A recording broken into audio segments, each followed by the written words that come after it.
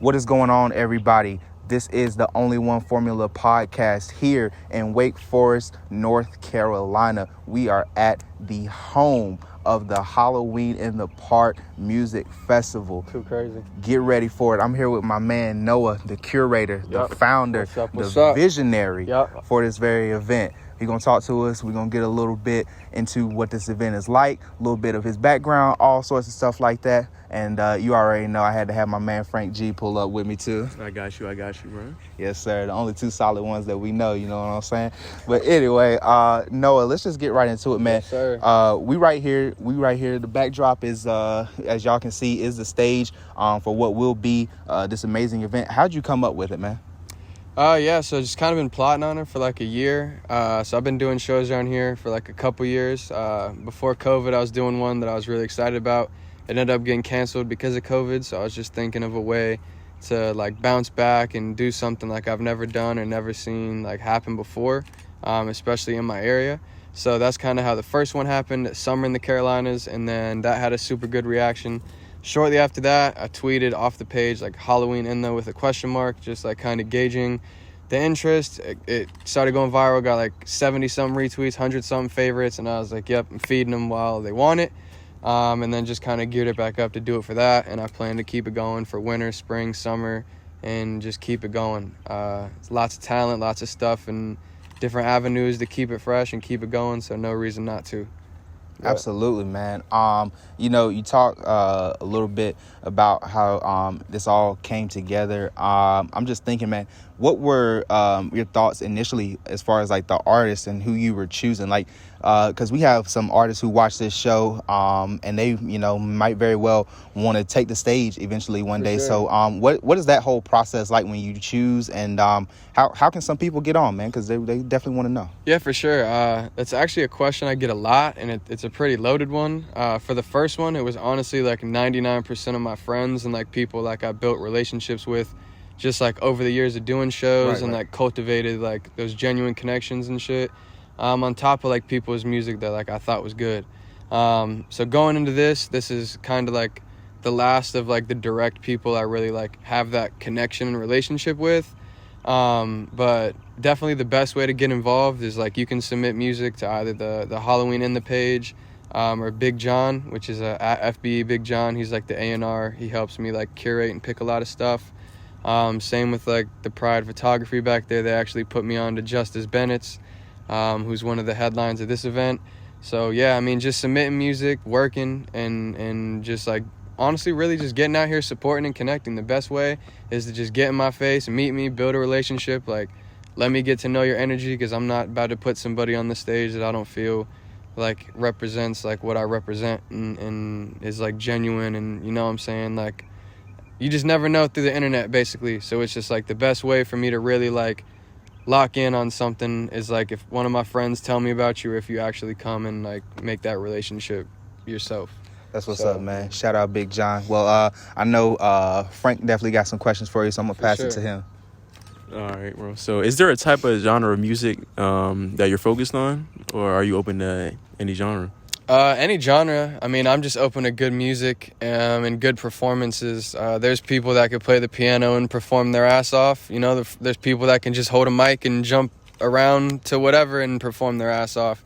I just like good music. I like North Carolina music, and I like just like supporting and giving platforms to just stuff that deserves to be heard. So yeah, no matter what you make or what you do, don't feel like turned away or like, dang, I don't make like hip hop or whatever. Like, sure, it may be majority that, but if you really like listen and dive deep into like the artists on there, you'd see like it really is more diverse, and it can get even more diverse than it already is. So. And are you performing, or are you just putting it on? Oh yeah, no, I'm performing. So I'm actually in a group called The Lost Generation. For those that don't know, I'm also an artist myself. So I'll be performing some of my solo stuff also with the group, and that as well. So it can get hectic to throw it and make sure everything's good, and then run up on the stage and rock it out, crowd surf, do whatever. But I'm a machine, and a well-oiled one, and I don't plan on letting it get too crazy. So Talk to him. Yeah, that's what's up, bro. So I'm gonna go ahead and say this right now. This is about to be one of the hottest things that has ever hit North Carolina. I'm looking at this is maybe being on the same level as like Dreamville Fest. You know what I'm saying? Oh yeah. Tell me a little bit about where you want to take this, because obviously I know you want to go to the moon with this. For sure. But tell us a little bit about the vision and where you see this being, even as far as next year or within the next 5 to 10 years. Yeah, so I definitely, like, this is my dream. It's something I love to do, like, outside of making music. And I feel like it's something I'm good at, which is why I do it. A lot of artists and people, I don't know if it's an ego or what it is, but they don't ever take the step to try to do things like outside of music. And like I just feel like I have this talent, so I try to take it as far as I can go. And it's dope to me because like with every show I grow as an artist because I make connections myself with people that get put onto my music. I also get to meet new artists that I could work with, and stuff like that. And then people that may know my music and don't know the fest, that intertwines, and people that know the fest but don't know my music. That kind of intertwines. But yeah, even if, you've been to Dreamville, Rolling Loud, etc., like, sure, I can't give you Young Thug or J. Cole or whoever yet, but I can give you a good-ass vibe and experience and something that you can enjoy on that level. And with every event I do, that's what I try to give.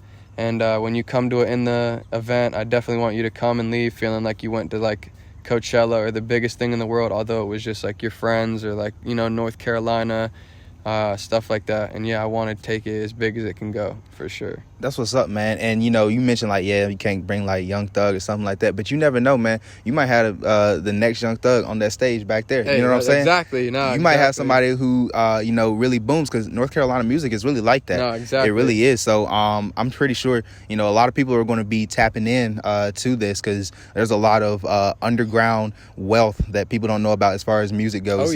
Here in North Carolina.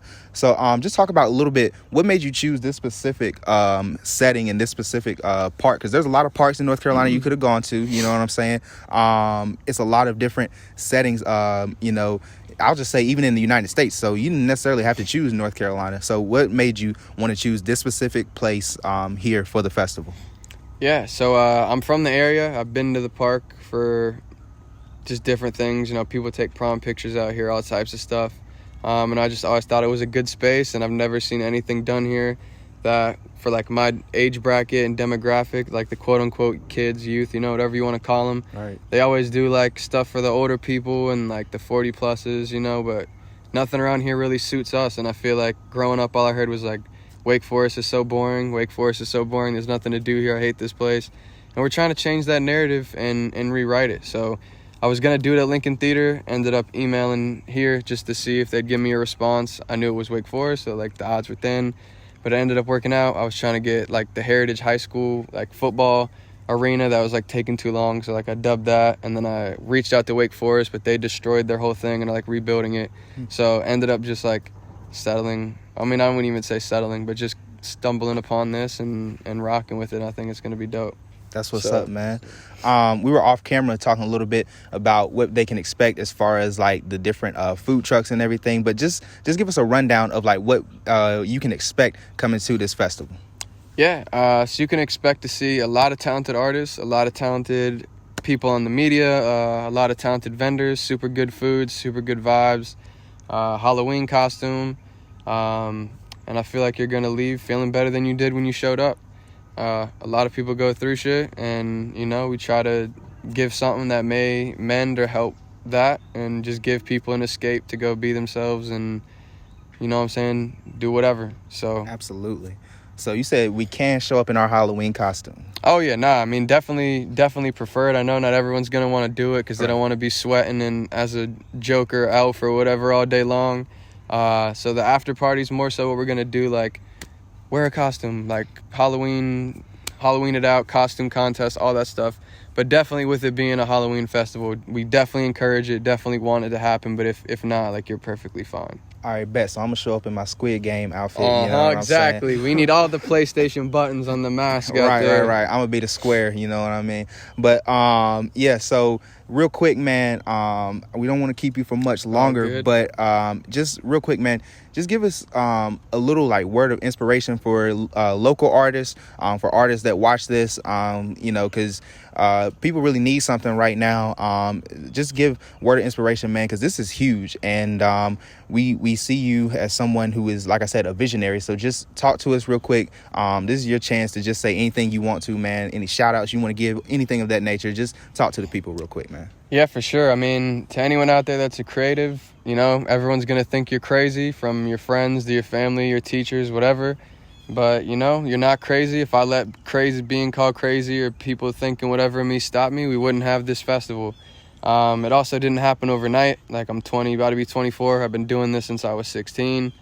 Booking shows, putting in work, and making it happen, building the connections and doing what, you know, needed to be done to build up to this point. So you can do it too. Just put your head down against all odds, and people say you're an idiot, just prove them wrong and do it. But also, with that being said, have the self-awareness to know like what's working and what's not, because you don't want to chase something or do something if you're doing it wrong, because then you're wasting your time and you can't get that back. You know what I'm saying? And you could have put it into some other shit. Absolutely, man.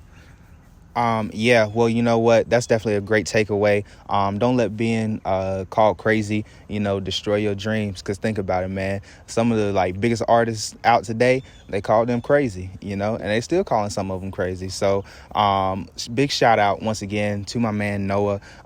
This is going to be one of the craziest events that y'all have ever seen. Y'all definitely want to pop out to Halloween right here, Wake Forest, Joyner Park. I'm telling y'all, it's going to be one of the hottest things to hit North Carolina. And you said we're going to have some others in some other seasons. Is that correct? Oh, yeah. So, yeah, I guess I'll just break the teaser. So we're as soon as this ends, we're going to switch and launch into winter in the Carolinas. So definitely be on the lookout.